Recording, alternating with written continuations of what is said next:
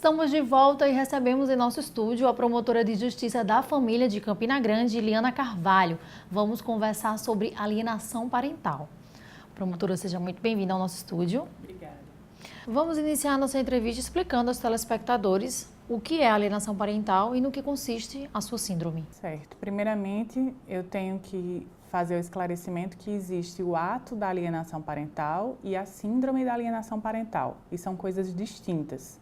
O ato da alienação parental é aquela dita lavagem cerebral, que um dos ascendentes, aquele que detém a guarda da criança ou do adolescente, submete aquela pessoa sob sua guarda àquele procedimento e causando distúrbios e traumas que consistem na síndrome da alienação parental. Essa síndrome da alienação parental, ela foi primeiro tratada por um psiquiatra da Universidade de Columbia, em Nova York, em 1985, Dr. Richard Gardner. Ele foi quem primeiro falou sobre o tema, estudando exatamente crianças que estavam no meio de duelos judiciais entre os pais, sejam ações de guarda ou de divórcio. Então, ele analisou e viu as sequelas e os distúrbios decorrentes dessas ações ou dessas brigas entre os ascendentes e a sintomatologia surgida a partir disso. E ele foi quem primeiro denominou síndrome de alienação parental, conhecida como SAP.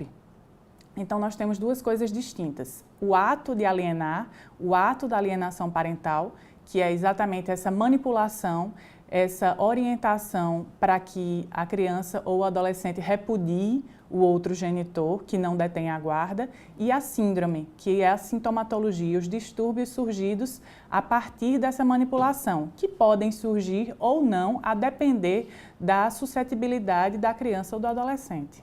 A alienação parental é praticada apenas pelos pais das crianças e adolescentes?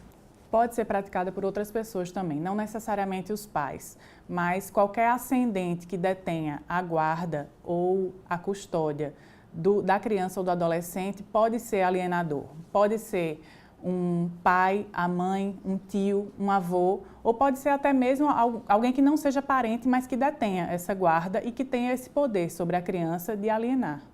Na prática, o que caracteriza a alienação parental? Para esclarecer melhor, até a lei mudou.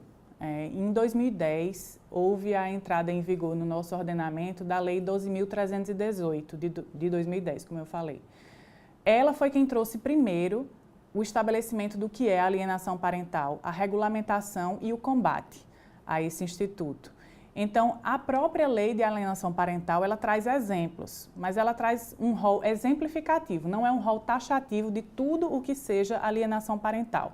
Então, ela traz alguns exemplos como o fato do genitor alienador. Eu falo genitor, mas pode ser qualquer ascendente ou aquele que detém a guarda, como eu já expliquei, mas eu vou falar genitor para ficar mais fácil.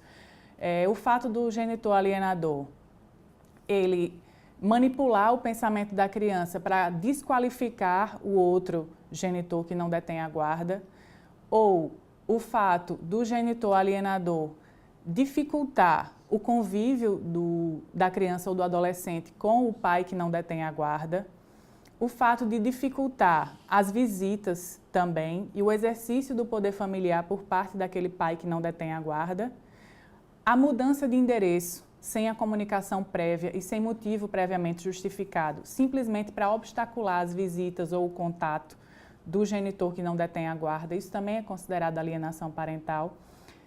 E as omissões de dados importantes, como dados médicos, dados escolares e alteração de endereço, como eu falei, tudo isso, essas omissões de dados importantes também são mencionadas na lei como modo de alienação parental e, a meu ver, a mais grave de todas, que é a realização de falsas acusações perante a polícia e perante a justiça, de falsas acusações contra o outro genitor para impedir, para obstacular, visando exatamente obstacular esse direito de exercer o poder familiar pelo outro genitor. Esses são alguns modos de alienação parental. Promotora, quem mais sofre com a alienação parental? Quem mais sofre, com certeza, é a criança ou o adolescente, que é a vítima direta da alienação parental. Mas a gente pode dizer que todos nesse contexto sofrem, porque o genitor que é alienado, ele sofre porque ele é impedido de ter esse contato ou de exercer o seu poder familiar sobre a criança. O genitor alienante, ele também sofre, porque ele termina pautando sua vida somente naquele tema, somente em obstacular aquele direito do outro genitor. Ele vive em torno daquilo. E toda a sociedade também é vítima, porque toda a sociedade vai colher esses frutos dessa guerra insana e sem vencedores. Isso tudo vai reverter lá na frente e todo mundo vai ter que arcar com isso. Mas principalmente quem sofre é a criança ou o adolescente que se torna órfão de um genitor vivo. E quais os danos que a alienação parental pode trazer a crianças e adolescentes? Principalmente quando ocorre a sintomatologia da síndrome da alienação parental, a gente consegue falar em danos, inclusive danos irreversíveis. Há estudos que apontam a incidência de distúrbios de comportamento, a incidência de depressão, de sentimento de culpa por parte da criança ou do adolescente, até de dupla personalidade. Todos são distúrbios decorrentes da alienação parental e muitos são irreversíveis, porque quando a criança ou o adolescente eles vão se dar conta do que sofreram e que na verdade nada daquilo era verdade, muitas vezes eles não têm tempo para retomar o relacionamento com os pais que foram alienados, porque às vezes os pais até já morreram. Nas varas de família, como são identificados os casos de alienação parental? Às vezes, a alienação parental ela começa ainda dentro de casa, dentro da convivência familiar, ainda na constância do casamento ou da união estável, daquela convivência familiar. Mas, normalmente, o que acontece, o que a gente vê, é que esses atos de alienação parental, eles ocorrem a partir da judicialização das causas, das ações de guarda, das ações de divórcio. Quando começa a briga, quando há o rompimento dessa sociedade familiar, quando há o divórcio ou quando há a dissolução da união estável, é que começam os desentendimentos e começam os atos de alienação parental. Então, as questões são judicializadas, as ações de divórcio ou de dissolução de união estável, ou mesmo as discussões de guarda. E dentro disso aí, nas ações colocadas nas varas de família, a gente tem a noção da ocorrência dos atos de alienação parental através do relato dos próprios pais sofredores ou até das próprias crianças. Então, constatada essa ocorrência, ou ainda que seja suspeito que esteja ocorrendo, a gente tem judicialmente algumas formas de evitar e de combater e de preservar o vínculo entre o genitor alienado e a criança ou o adolescente.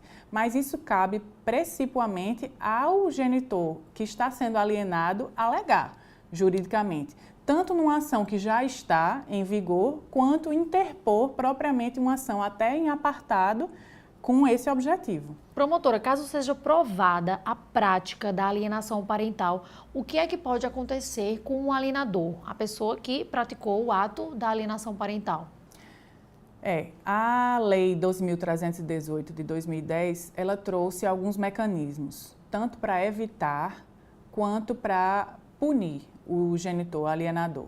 Então, há a previsão de algumas medidas que o juiz pode tomar. A princípio, a primeira delas é determinar de logo o acompanhamento biopsicossocial, o estudo de caso e o acompanhamento psicológico de todas as partes envolvidas. Essa é a primeira providência. Mas pode também ocorrer de ser estabelecida multa para o genitor comprovadamente alienador. Pode haver a inversão da guarda. O genitor alienador ele pode perder a guarda em detrimento daquele que foi alienado. Pode ser obrigada a guarda compartilhada também, para que haja a compensação da convivência entre genitor alienado e genitor alienante. E a mais grave de todas, que é a suspensão do poder familiar. O poder familiar do genitor alienador pode ser suspenso, ele pode ser impedido de exercer esse poder sobre a criança ou adolescente alienado. Ou ainda providências de ordem prática, como no caso em que o juiz ou o promotor, dentro desse processo, constatam que houve aquela mudança de domicílio sem justificação prévia, só para obstacular a visita, então o juiz ele determina que haja a inversão do ato de levar e buscar a criança ou adolescente. Ele determina que quem vai, a partir dali, levar e buscar o adolescente para ver o outro genitor é exatamente o genitor alienador, para obrigá-lo a manter esse contato da criança ou do adolescente com o genitor alienado. Promotora, para finalizar nossa entrevista, eu gostaria que a senhora orientasse as pessoas que estejam passando por esse problema e sobre o que elas devem fazer. Como promotora da família ou das famílias, eu sempre busco que as pessoas conversem. O diálogo, na verdade, é a principal questão para se sair dessa tentativa ou dessa constatação da alienação parental. É tentar o diálogo. Mas quando não há possibilidade, e em muitos casos realmente não há, essa possibilidade morreu depois da dissolução daquela sociedade matrimonial, quando não há mais possibilidade de diálogo, aí é questão de judicialização mesmo. Então, a pessoa ela tem que procurar um psicólogo para ver como lidar com a situação dentro de casa, com a sua situação e com a situação da criança ou do adolescente, procurar um advogado ou um defensor público para interpor uma ação que evite maiores consequências nesse sentido, ou procurar o seu advogado que já interpôs a ação de divórcio e fazer com que o advogado comunique ao juízo ou ao promotor o que está acontecendo, para que sejam tomadas as providências cabíveis dentro do processo para evitar maiores danos. E, além disso, eu poderia indicar também algumas associações que têm sites na internet em que as pessoas que estão sofrendo com esse problema podem compartilhar ideias e podem pegar orientações maiores. Eu posso citar 3. A Associação dos Pais Separados, ela tem um site também. Tem outra que se chama SOS Papai e tem uma terceira que se chama Pai Legal. Todas essas constituem associações que têm orientações para essas pessoas e que podem ajudar nesse momento, que na verdade traz muito sofrimento, como a gente já falou, para todos os envolvidos. Muito obrigada pela sua entrevista. Nada, eu que agradeço. O MPTV termina aqui. Outras informações sobre a atuação do Ministério Público Paraibano você encontra no portal www.mppb.mp.br. Até o próximo programa.